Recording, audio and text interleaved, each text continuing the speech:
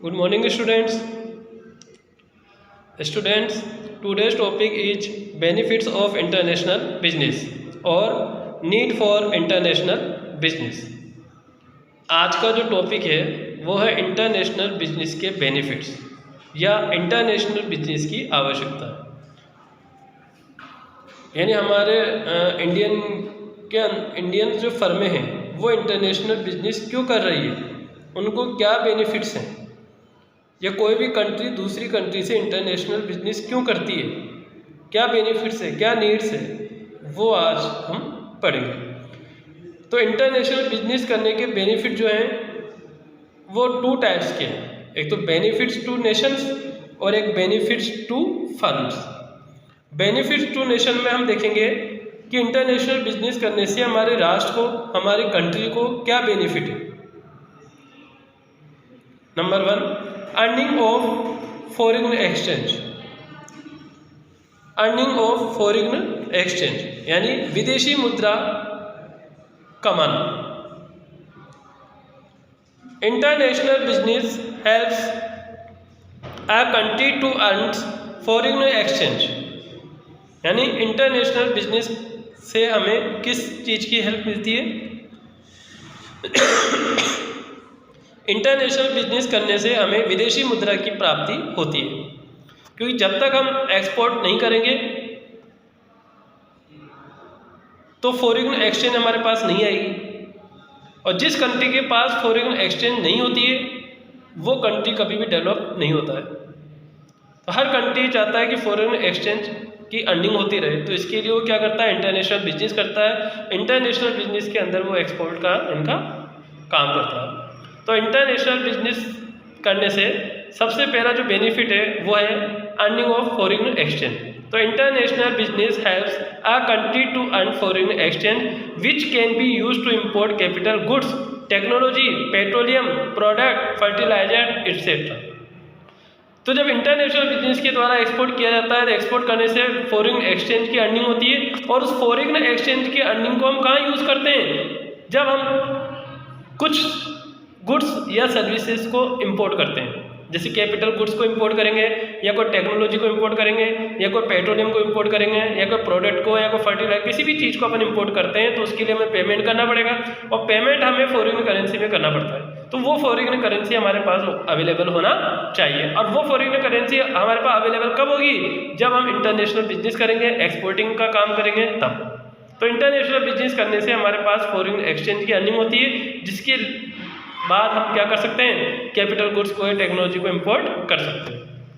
तो पहला बेनिफिट ये होता है फॉरेन एक्सचेंज की अर्निंग। सेकंड है मोर efficient use of resource. More efficient use of resource. अब हर कंट्री के पास कुछ नेचुरल रिसोर्स होते हैं, ह्यूमन रिसोर्स भी होते हैं, नेचुरल रिसोर्स भी होते हैं, फाइनेंस रिसोर्स भी होते हैं, लेकिन उनका प्रॉपर एफिशिएंट यूटिलाइजेशन कब होगा? जब हम इंटरनेशनल बिजनेस करेंगे। क्योंकि इंटरनेशनल बिजनेस करने से क्या होता है, डिमांड इंक्रीज होती है, प्रोडक्शन इंक्रीज होता है। अब जब डिमांड इंक्रीज होगी, उस डिमांड को पूरा करने के लिए प्रोडक्शन ज़्यादा करेंगे। प्रोडक्शन ज़्यादा कब करेंगे? जब हम रिसोर्स का एफिशिएंट यूटिलाइजेशन करेंगे। तो एवरी कंट्री हैज सम और the other natural resource. Her country के पास कुछ ना कुछ नेचुरल रिसोर्स होते हैं। फॉर एग्जाम्पल अ कंट्री में पोसेस मिनरल रिसोर्स। जैसे एक देश है जिसके पास मिनरल रिसोर्स है, किसी के पास लेबर रिसोर्स है, किसी के पास टेक्नोलॉजी कैपेबिलिटी है, किसी के पास वाटर रिसोर्स है।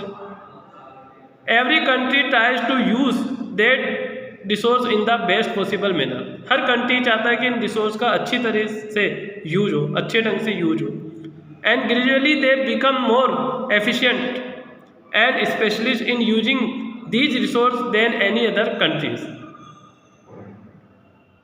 तो इंटरनेशनल बिजनेस से एक बेनिफिट ये भी होता है कि जितने भी कंट्री हैं उनके पास जितने भी रिसोर्स हैं वो उन सभी रिसोर्स का क्या करते हैं, प्रॉपर यूटिलाइजेशन करते हैं, पॉसिबल मैनर से उनका यूटिलाइजेशन करते हैं, ताकि प्रोडक्शन ज़्यादा हो। जितना ज़्यादा प्रोडक्शन होगा एक्सपोर्ट उतना ही होगा, इंटरनेशनल बिजनेस उतना ही पड़ेगा। अब हर कंट्री की अपन बात करें तो कोई भी कंट्री ऐसा नहीं है जिसके अंदर सारे रिसोर्स अवेलेबल होते हैं। सबके पास अलग अलग रिसोर्स होते हैं। जैसे इंडिया है, इंडिया के पास एग्रीकल्चर्स गुड्स ज़्यादा मिलेंगे। जापान है, जापान के पास टेक्नोलॉजी गुड्स ज़्यादा है, टेक्नोलॉजी ज़्यादा है। तो ऐसे में जापान क्या करेगा, एग्रीकल्चर गुड्स अपन से इंपोर्ट करेगा, तो अपन क्या करें, एग्रीकल्चर गुड्स को एक्सपोर्ट कर रहे हैं, जिससे हमारे पास फॉरेन करेंसी आए।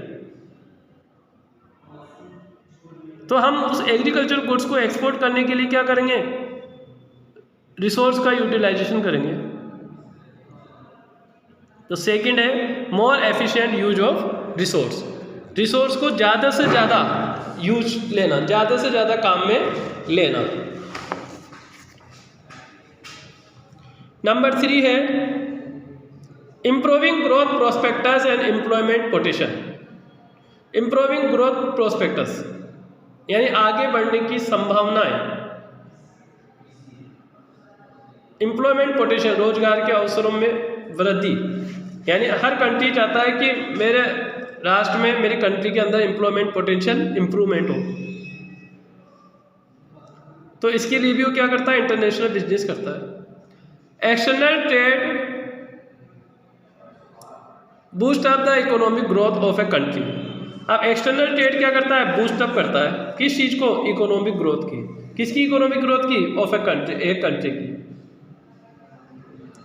As the firm of developing countries increase their production capacity to supply goods in foreign country.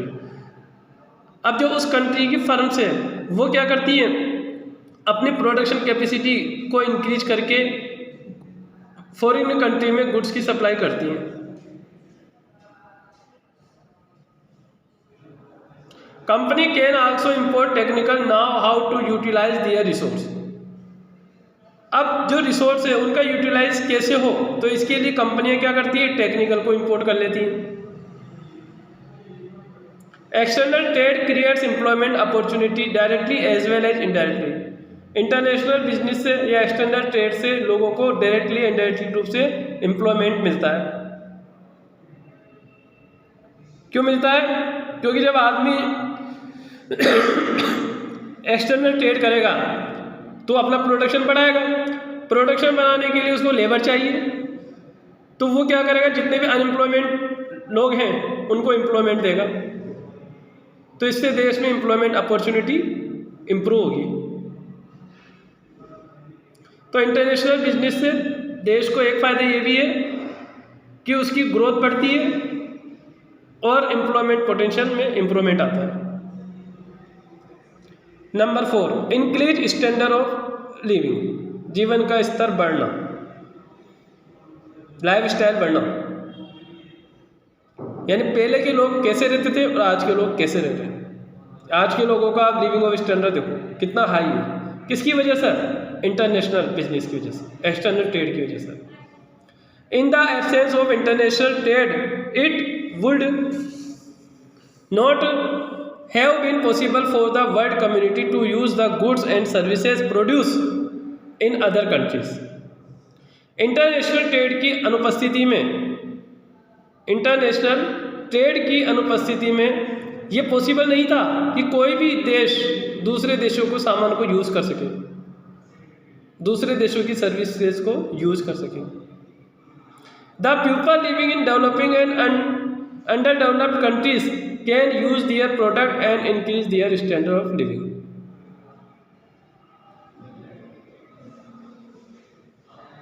International trade के थ्रू ही एक कंट्री क्या करती है, दूसरी कंट्री से प्रोडक्ट खरीदती है और उस प्रोडक्ट को यूज़ करके अपना लोगों का लिविंग स्टैंडर्ड इंक्रीज करती है।